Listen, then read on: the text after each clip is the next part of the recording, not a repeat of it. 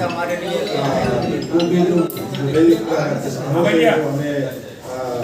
उनके खेतों पर जाकर के विज्ञान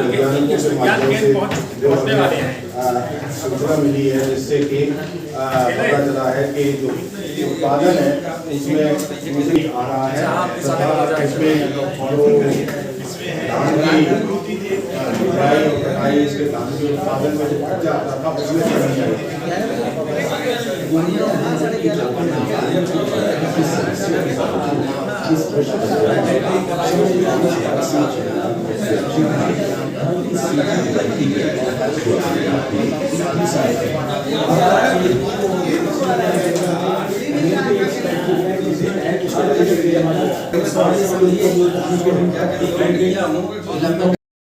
एग्जेक्ट क्यों नहीं कर रहे? क्योंकि ये कैलकुलेशन ऐसा है ना कि आपकी मिट्टी की हेल्थ पे ही डिपेंड करेगा। हो सकता है कोई फार्मर हरी खाद लगाया हो, गर्मी में ढैंचा लगाया हो, ढैंचा लगाने के बाद ODSR किया हो, तो आप खुद ही समझिए कि उसका क्रेडिट ज्यादा बने, तो ये थोड़ा सा फ्लक्चुएट होगा।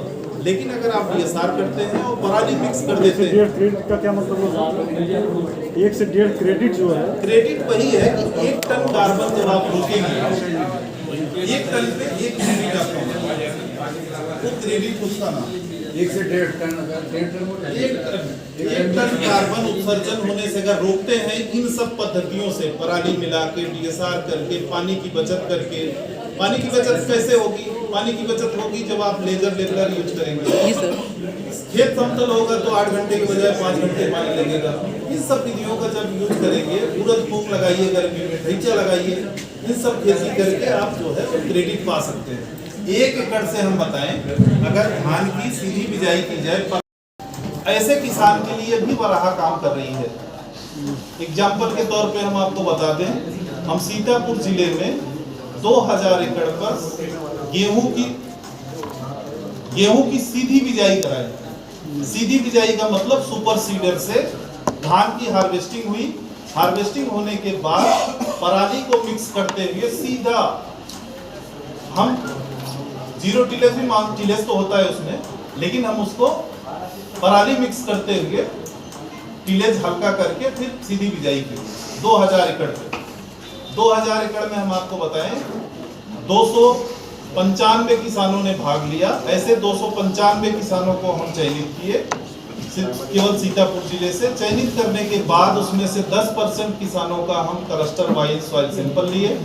सॉइल सैंपल लेने के बाद उन किसानों को अपने साथ उस खेत को अपने साथ जियो टैग के साथ जोड़ने के बाद हम 50 ट्रैक्टर से कांटेक्ट किए वहीं लोकल में जिसके पास सुपर सीडर था। उनको हम पैसा पे किए और फ्री ऑफ कास्ट 2000 एकड़ की बिजाई हुई, जिसमें 400 खेत जुड़े। 295 किसान, 400 खेत। वहां के ऐसे भी किसान रहे जो 30 से 40 हजार रुपए बिजाई में अपना बचा लिए, जिसका 20 एकड़ था, 25 एकड़ था। और वराहा यहीं तक नहीं रुका। हमारी 7 लोगों की टीम सीतापुर में काम करती है।